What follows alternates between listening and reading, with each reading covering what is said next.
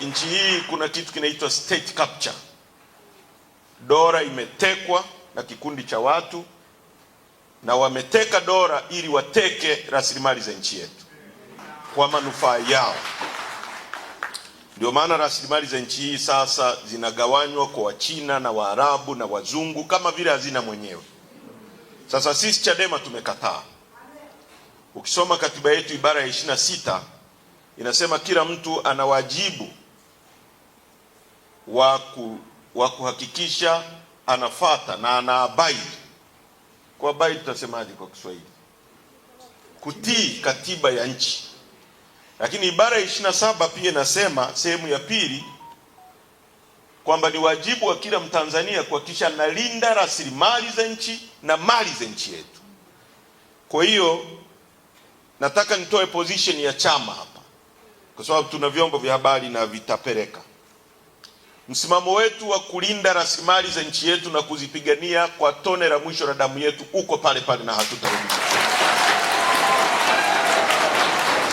Tunaishi kwenye nchi yenye rasilimali nyingi, lakini watu wake ni maskini kwa sababu ya viongozi ambao wamejigeuza kuwa miungu watu, viongozi ambao wanafanya ujambazi kwa kulindwa na vyombo vyetu vya dola.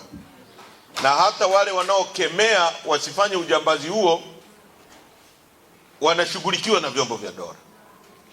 Wamemkamata Lissu, wanamfungulia kesi ya uhaini.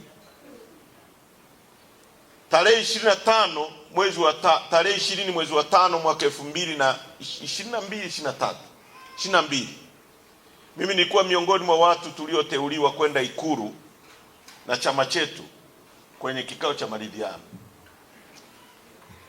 na Rais Samia alituahidi kwamba cha kwanza, mambo yaliyofanywa na mtangulizi wake ikiwemo kuharibu uchaguzi wa mwaka 2019 na 2020, utekwaji wa watu, kudhulumu mali za watu, kuonea watu, hayatajirudia kwenye utawala wake. Hiyo ni kauli yake mimi nikiwepo Ikulu, na akarudia kwenye vikao ambavyo tulifanya vya maridhiano, Kinana akimwakilisha, na tuna nyaraka ambazo hayo mambo yaliandikwa na yakasainiwa. Lakini chini ya utawala wake wametekwa maelfu ya watu, mamia ya watu, akiwemo mjumbe wa CCM wa mkutano mkuu anatoka kule Tarime, anaitwa Daniel Chonchole. Ametekwa, leo ni siku ya 25. Kila siku wanatekwa watu katika nchi hii, wanapotea, familia zinabaki zinanungunika. Hebu jiulize wewe, mtu unayemfahamu, mtu mzima, leo apotee, hujui kama amekufa, hujui uomboleze, hujui ufanye nini. Hebu fikiria mtu huyu anavyotesa familia hiyo kwa kiwango hicho. Fikiria mtoto wako, fikiria ndugu yako. Yani chora picha wewe kwamba unaenda nyumbani, baba yako hayupo, hujui yuko wapi, hujui kama amekufa, hujui kama ni mzima, hujui chochote. Familia inabaki kwenye maombolezo kila siku, miaka baada ya miaka. Kwa jinsi Mungu alivyotuumba, mtu wetu akifa, tukimzika tunakuwa na amani, tunajua ndugu yetu yuko pale na tunakuwa tunamwangalia. Lakini mtu amepotea, mtu mzima. Sasa chini ya utawala wa Rais Samia watu wanatekwa, watu wanapotea. Lissu amekamatwa. Actually kabla ya Lissu, Rais Samia aliattempt kumpa mwenyekiti wetu wa wakati ule Freeman Mbowe kesi ya ugaidi, ya uongo. Hukumu ya kesi ya ugaidi ni kunyongwa mpaka kufa. Una binadamu mwenzako ambaye hujamuumba wewe, unajua kutoka moyoni kwamba hana kosa, unampa kesi ya ugaidi ya uongo ili umnyonge mpaka afe, kwa sababu ya madaraka, kwa sababu ya vyama vingi ambavyo nyewe wenyewe mlivianzisha ili tushindane. Sisi hatuko hapa kwa ajili ya kumsifia Rais Samia, tuko hapa kushindana naye, tushinde dola, tuweke sera zetu, kwa sababu yeye yuko kwenye madaraka, anatumia vyombo vya dola kutufungulia kesi ya uongo ili tukihukumiwa tunyongwe mpaka kufa. Leo mwenyekiti wetu mwingine chini ya kipindi cha miaka mitatu ya Rais Samia amefunguliwa kesi ya uhaini, treason. Hukumu yake ni kunyongwa mpaka kufa. Rais Samia anataka Lissu anyongwe mpaka afe. Mtu ambaye alipigwa risasi 16 Mungu akamsimamisha.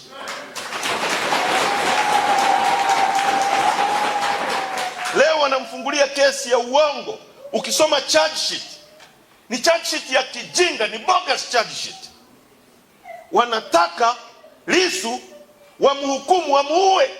Hawa watu tutasemaje? Sio watu walio attempt kumpiga risasi 16 wakati ule. Tutasemaje kama leo wanataka wamhukumu, wamuue? Sasa nataka niseme mbele yenu, mimi ambaye nimebaki nasimamia chama hiki, sitarudi nyuma, tunasonga mbele.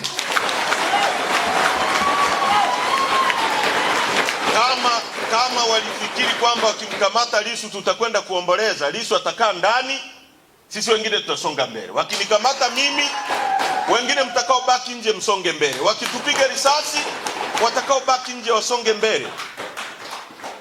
Na hawataweza kuiua Chadema. Na kuanzia sasa, barua zao za hovyo hovyo ambazo hazina msingi, za kiuonevu, hatutazijibu. Wakitaka waifute Chadema kama wana nguvu hizo. Tunaelewana vizuri? ANC ilifutwa kabisa na makaburu wa Afrika Kusini. Kwa miaka 27 ulikuwa uruhusiwi kutamka neno ANC. Lakini ANC haikufa kwenye mioyo ya watu wa Afrika Kusini. Chadema haitakufa kwa sababu msajili anaifuta au si wanapiga mtu risasi au wanamweka mtu ndani. Chadema ni imani ya wananchi kwamba ni alama ya ukombozi, ni alama ya maisha bora. Sio swala la Lissu, sio swala la Heche, wala sio swala la mtu mwingine yoyote. Ni swala la imani ya wananchi kwamba hiki ndio chama kitakachowapa ukombozi wa kweli. Tunaelewana ndugu zangu? Kwa hiyo tunasonga mbele. Wamemkamata mwenyekiti wetu, kesi ya uhaini ya uongo, kwa sababu amesema madini ya nchi hii yanachukuliwa, yanakabidhiwa kwa wageni. Tulikuwa mkoa wa Ruvuma, tunakutana na maelfu ya maroli yanasomba makaa ya mawe. Tutazungumza kwenye mkutano wa hadhara. Watoto wetu wanabaki maskini. Makaa ya mawe ni utajiri ambao Mungu ameweka hapa ili tukianza kuchimba chuma tuwe na uwezo wa kukiyeyusha, kwa sababu umeme unaoweza kuyeyusha makaa ya mawe kwa gharama ya chini ni umeme wa makaa ya mawe. Sisi tuna chuma hapo Ludewa. Unapochukua makaa ya mawe unagawa kwa Wachina, wanaenda kujenga uchumi wao. Siku ukitaka kuyeyusha chuma chako, utaenda tena kununua kutoka nje urudishe ndani. Kuna akili hapo ndugu zangu? Kuna akili hapo? Tunapoyasema haya, wanataka kutufungulia kesi ya uhaini. Lissu amesema tuasi dhidi ya mifumo miovu, mifumo kandamizi. Hii sio kauli ya Lissu, ni kauli ya Mwalimu Nyerere. Alisema nchi hii inahitaji vijana jeuri watakao asi dhidi ya mifumo kandamizi, na sisi tuko tayari kuasi dhidi ya mifumo kandamizi. Hatuko tayari kwenda kwenye uchaguzi ambao tunajua mshindi tayari, na wameshaanza bungeni, mnasikia wanasema Rais Samia amteue Majaliwa kuwa waziri mkuu. Wabunge wa CCM wanasema hivi. Alafu kuna mwanachadema anasema twende kwenye uchaguzi wa aina hiyo ambao tayari wao CCM wanasema rais yupo, na tayari wanataka wateue waziri mkuu. Tayari wanasema Nchimbi ni makamu wa rais, anapewa protokoli za kimakamu wa rais, analindwa na vyombo vya dola, na nyie mnataka twende kuraba stamp uchaguzi wa aina hiyo? Twende kuupa uhalali uchaguzi huo? Rais Samia leo anaona mtu anayeweza kushindana naye, kama tukiamua labda kwenda kwenye uchaguzi ni Lissu, anampa kesi ya uhaini. Nataka tushiriki mambo haya? Nataka tushiriki mambo haya?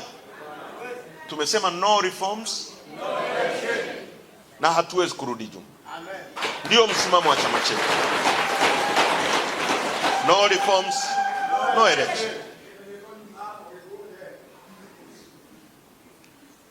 Ndio msimamo wa mkutano mkuu wa chama, ndio msimamo wa baraza kuu la chama, ndio msimamo wa kamati kuu ya chama, ndio msimamo wa viongozi mliowaweka, mkawapa amri na watasimamia amri ya mkutano mkuu, sio amri ya mtu mwingine yoyote kutoka nje.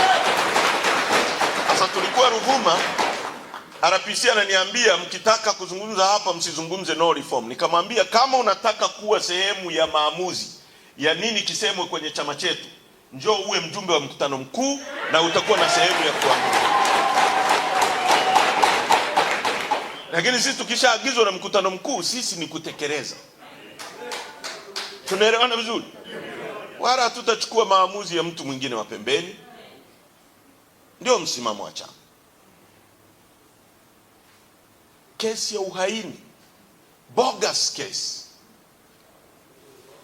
ndio mara ya kwanza kwenye mfumo wa vyama vingi kiongozi wa upinzani unayeshindana naye unampa kesi ya treason, kwa sababu amesema uchaguzi unaibiwa. Nani hajui uchaguzi wa nchi hii unaibiwa? Leo wanatuambia sisi tukasaini maadili, kwamba tusipo saini maadili tutaondolewa kwenye uchaguzi. Hii tume ya taifa ya uchaguzi ina maadili? Hapo inataka tukasaini maadili ambayo yenyewe haina hayo maadili. Hao wanaoiba uchaguzi ni maadili haya? Hao wanaozuia mawakala wa Chadema wana maadili hao? Hao wanaoondoa mtu mwenye degree 2 wanamwambia hajui kusoma na kuandika, alafu wanapitisha mtu wa CCM wa darasa la 7 eti anajua kusoma na kuandika, wana maadili haya? Wamemuondoa huyu kijana wakili wa mahakama kuu anagombea kijiji, wakamwambia hajui kusoma na kuandika, alafu mtu wa CCM darasa la 7 alafu anatuambia tukasaini huku. Tumesema hatusaini huku na hatuko tayari kushiriki na huyu. Kama kuna mtu anasema kusema hivyo ni makosa, asimame hapa mbele yetu. Kama kuna kiongozi wa chama chetu anasema sisi kuchukua msimamo huo tunakosea, asimame hapa. Asimame hapa. Watu wanaoondoa mtu mwenye degree 2 kwamba hajui kusoma na kuandika, alafu mtu wa darasa la 7 kwamba anajua kusoma kuliko mtu mwenye degree 2, alafu anatuambia sisi tukasaini maadili. Maadili gani? Jaji Mwambegere, una maadili gani? Wewe unatekeleza unachoagizwa na bosi wako Samia Suluhu Hassan, ndiye aliyekuteua. Tume ya Taifa ya Uchaguzi ambayo Omar Ramadhani Mapuri, katibu mwenezi wa CCM, ni miongoni mwa makamishna 5 wa tume, tunaambiwa tukasaini maadili ya hiyo tume. Katibu mwenezi wa CCM ni mjumbe kwenye hiyo tume. Atatutangaza sisi au atamtangaza mwana CCM mwenzake? Mkurugenzi Kairima ni mteule wa rais, anatuambia sisi tukasaini maadili. The struggle continues, no turning back. Jambo jema sio lazima wakaliona watu wengi. Wanatutishia kwamba Chadema itakufa tusiposhiriki uchaguzi. Uchaguzi gani? Chadema itakufa hii? Na ife kama tasimamia jambo la kweli na watu wasijue kwamba tunasimamia ukweli, na ife kuliko kuwepo inasimamia uongo. Kuliko tuwe na chama kinachosimamia uongo. Tuko tayari sisi wengine kuacha hii siasa. Kama viongozi wetu mnataka mimi na Lissu tusimamie uongo, mimi siko tayari kuwa sehemu ambayo na riski maisha yangu na wakati wote na windwa, alafu nasimamia uongo na ukataa CCM. Mimi na nafasi ya kwenda CCM nikapata nafasi. Nimekataa kwenda kuwa sehemu ya uongo. Alafu mtu ananiambia niwe Chadema kwenye sehemu ya uongo huku na riski maisha yangu. Si bora niende kwenye CCM ambako nitakuwa sehemu ya uongo alafu sina riski yoyote ya maisha? Mnanielewa vizuri? Hatutakuwa tayari kusimamia uongo. Jambo la mwisho katika hotuba ya ufunguzi, kuna karatasi za madai, petition. Tunahitaji kila mwanachadema anayepinga, na Mtanzania na maaskofu mko hapa, nendeni nazo kwenye makanisa yenu. wanaopinga wizi wa uchaguzi wasaini kwenye karatasi za petition hizi hapa. Vita hii bado mbichi sana, wasijidanganye. Hakuna uchaguzi bila mabadiliko, haupo.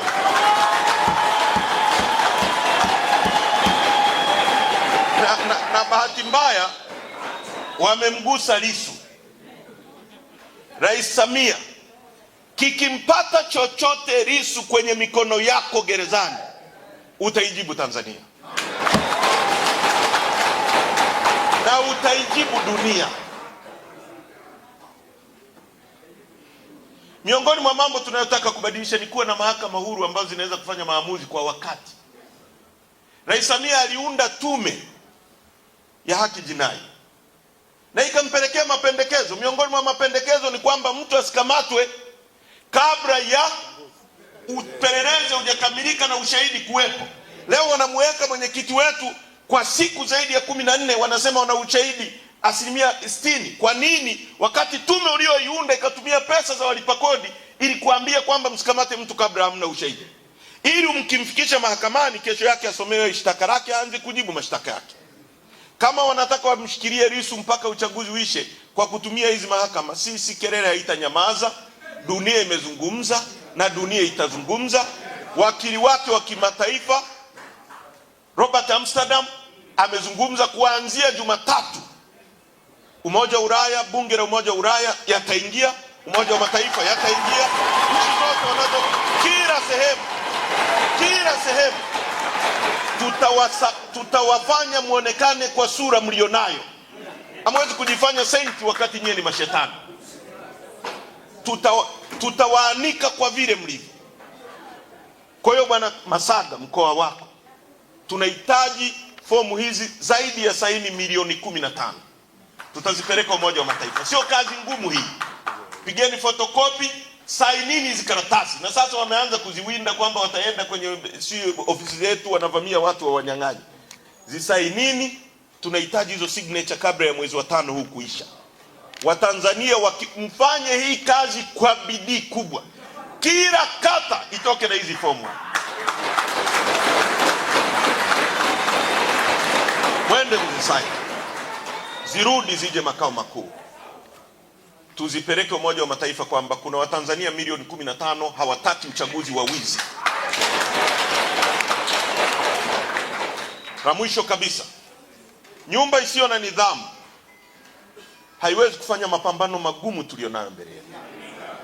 Tuna mapambano ambayo tukicheza tutauawa wote, na tukiruhusu miongoni mwetu watu wasiokuwa na nidhamu, wasiokuwa waadilifu, wasiokuwa wa kweli, watakuwa sehemu ya kutuumiza. Tutasimamia nidhamu bila kumwonea mtu wala bila kumwogopa mtu. Ndio hulka yetu. Tutataka watu ambao wanajua kweli, wanawiwa kupigania maisha ya watoto wao, wasije kuishi maisha mabaya kama wao walioishi. Hebu fikiria hivi, nyewe watu wa Kyela hapa, mnaziwa Nyasa, wakulima wenu wanachohitaji ni maji yatoke ziwani yawafikie kwenye mashamba. Mpunga ni siku 90. Msingekuwa mnasubiri mvua ya Mungu mlime. Ungekuwa unavuna, unapanda, siku 90 umevuna, umepanda, siku 90 umevuna. Ile faida unayoipata kwa msimu mara moja kwa mwaka, ungeipata mara 4 kwa mwaka kama tungekuwa na serikali inayojitambua. Tusingekuwa hapa tulipo. Sisi tunaagiza mchele kutoka Pakistan, lakini kokote ukienda dunia hii wanakuambia nahitaji mchele wa Kyela. Leo Kyela ingekuwa ni nchi ambayo inauza mchele duniani kuliko sehemu nyingine yoyote. Hatuna uongozi wa kuwabadilishia maisha. Hiki chama kitawabadilishia maisha. Tunahitaji kukilinda, tunahitaji kukipigania. Najua miongoni mwenu kuna watu wengi wanapigania hiki chama. Kama sisi wengine tunavyojitolea, tunalala barabarani, tunaendesha magari yetu binafsi, tunatumia mafuta yetu, tunaombaomba ili tuwafikie. Na nyie mnajipanga, mnajipigania, mnakodi kumbi, mnakodi vyombo. Tuwe na nidhamu katika kupigania chama hiki. Nataka kwenye kikao cha leo tusilete mambo ya ushabiki. Tuzungumze mambo ya ukweli na tulenge katika kutibu chama chetu. Nimeenda kwenye kikao kilichokuwepo Njombe. Ni watu wanaotumiwa na mifumo ya dola kuleta chuki ndani ya chama chetu. Chadema ilikuwa familia moja. Your problem, your pain is my pain. Ndio iliyokuwa Chadema aliyoijenga Dr. Slaa, ambapo mtu akikamatwa Tarime Kyela wanalia. Leo mtu kwenye chama hiki anaweza kuigiza kwamba ameumizwa ili atengeneze mazingira ya anapita kwenye sehemu ambayo CCM wangeweza kumdhuru ili waue chama hiki na wafunge viongozi kwa uongo. Tumefikia chuki ya kiwango hicho, na anajua kabisa hajaguswa.